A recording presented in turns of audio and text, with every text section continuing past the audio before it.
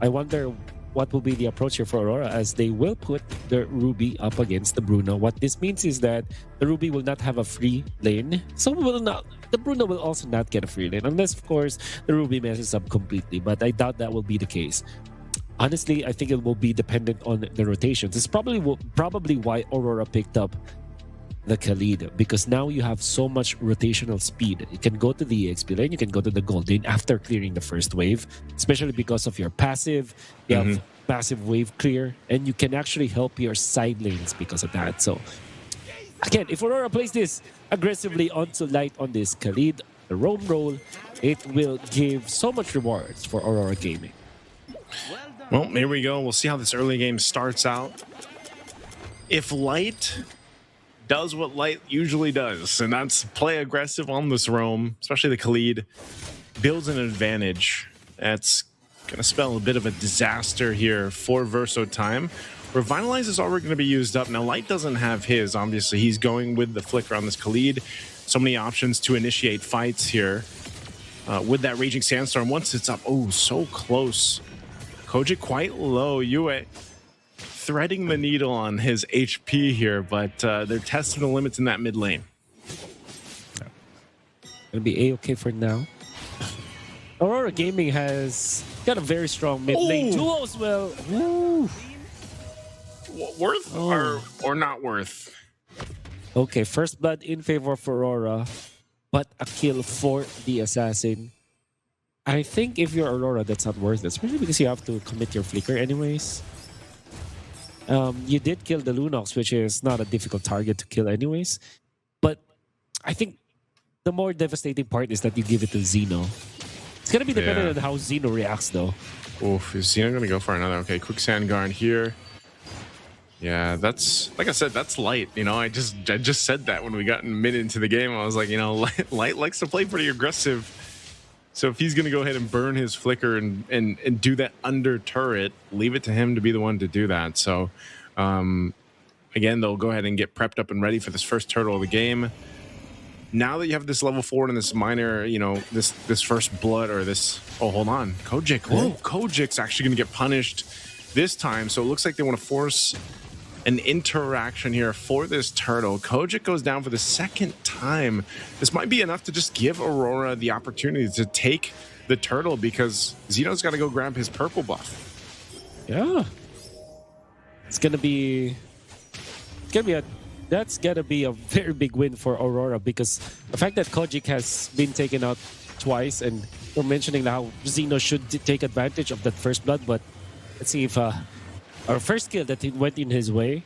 Fortunately, they will not be able to capitalize on that. And Aurora Gaming not only collects a kill on Kojik, but they also get the turtle, forces the Brilliance. Yue, a little bit missed time with that ultimate, but it's okay. They're going to be alive for now. Xeno has to get out and will get out. Boro recalling in front of both Yue as well as Light. Quite ballsy out there, but will now be punished by Aurora. Yeah, right now they're going to go in this side of the jungle of Xeno, trying to take his orange. An AOG comes through. Verso, Xeno tries to get his buff, but it's not on him. Light does fall, and now Castle jumping into this fight. Yue's going to be able to dodge that Landshaker with the Flicker. I'm not sure if Edward's going to be able to get away with this. He does a Flicker, though, so he is fine. All that pressure towards the orange buff, just to continue on, you know, building up this little bit of lead that Aurora has, but Verso time's not having it, man. They will fight back. Okay. So, what we can say about Aurora Gaming is that they really make mistakes when it comes to inefficient movements around the map, especially when they have gotten early lead. They are good at oppressing their opponents, and I guess that's what they're doing now with Light. Way that they are scouting out where Boro is, so that the Gotf will always be busy, like minding his business. And this also makes it so that the Bruno will always have his, you know, he has to be looking over his shoulder all the time, because there could be a rotation from Light or from Demon Kite at any moment's notice.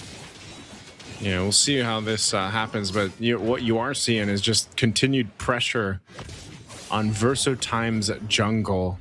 So Xeno's not going to have that purple buff. You can already see, too, Demon Kite is level 8, my dude.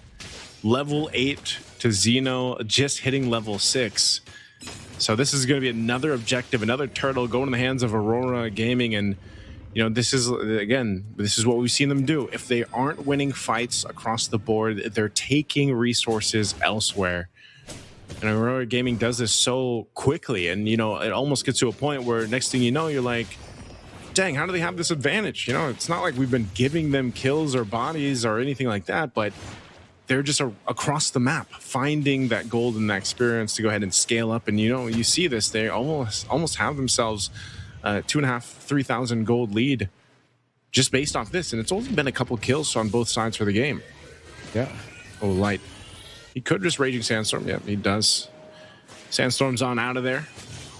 Yeah. Not sure if Verso Time wants to pick a fight here in the mid lane, but it's just Aurora Gaming just kind of managing these waves and disengaging if they have to.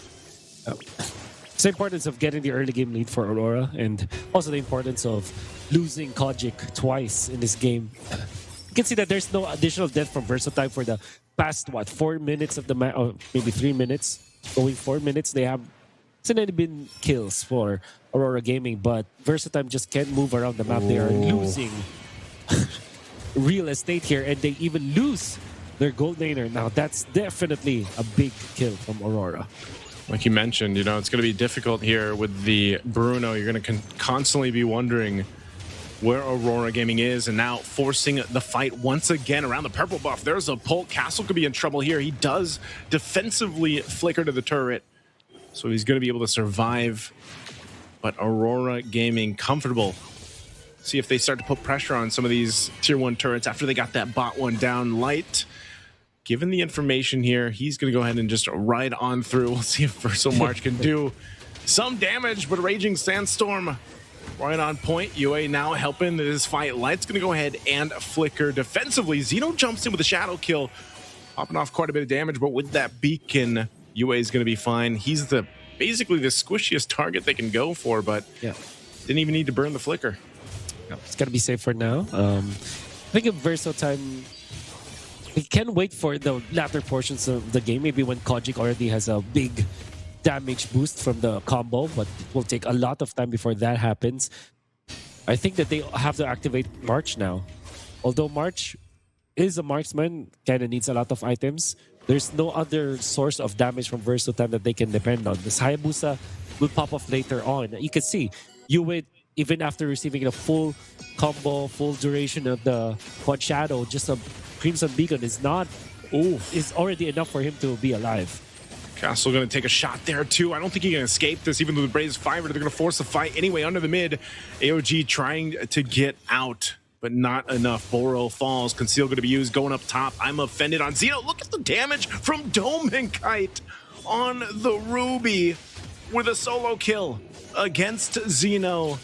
Xeno entirely shut down on this Hayabusa, and that's exactly what I was talking about in the draft, man. You fall behind on the Hayabusa, you're going to have a rough time for the rest of the game. Beacon going to be dropped down. They have to burn the flicker for Kojic, and they'll do this. They'll take tier 1 in the mid. Oh, great plays coming out from Aurora once again. The immediate punish at that, immediate conversion. After getting the team fight win, they took down the mid lane turret and then killed off one of the jungle creeps for Verso Time, and they're not stopping. They just keep putting pressure in the jungle, and UA is actually going to get punished. Verso Time has had enough of this. They say, give me my buff for Xeno, man. Aurora hasn't let up on their side of the jungle, but at least a kill going here to Verso Time. It's going to be a good reaction coming from Verso Time. UA is actually a good target to have. 2 kills in one. Imagine if UA had 1 more kill, and that's a shutdown goal that they will be able to collect. That gave them a little bit of breathing space. Committing 5 of their heroes in that pickoff onto UA might look very desperate. Well, it is desperate, but Verso Time needed that. Unfortunately, though, Demon Kite will not let anything slip. After that kill onto UA, he immediately went to the bottom lane, took out that turret, and converted for more gold and breathing space for Aurora Gaming themselves. And you see what's happening here, Wolf. They're just trading objectives again. Verso Time scraping up, trying to catch up on Xeno. Light's going to go ahead and zone them out away from this Lord, so it's going to be secured by Aurora Gaming. And just like that, now forcing a fight here in this side of the jungle. Not sure if they're going to follow through. They do get a Brilliance out. Castle landing down the land, Shaker there. Just keeping them an opportunity to disengage. Now this Lord making its way down that bottom side. Aurora goes in with a pull. They're able to find Kojic with the I'm Offended. The Holy Shield already popping here before the Lord makes its way. And now on time, Aurora will go for the tier 2 in the mid. We'll see what Verso Time's able to do. Unfortunately, this Lunox has been shut down for this game. Really not able to go and fight in any of these fights. Right now, they're pulling these minions off to try to maintain that shield. Lord finally makes its way down bottom. Demon Kite jumps in with the Thorn Rotas and the Punctured. He's able to find March just perfectly and escapes as well. A huge pull with the I'm Offended coming out from Dome and Kite. And now they can just take their pickings against Verso Time. Xeno can't do anything. He throws out a Shadow Kill and watches from the fountain as game 1 goes to Aurora Gaming of Philippines in under 11 minutes. Very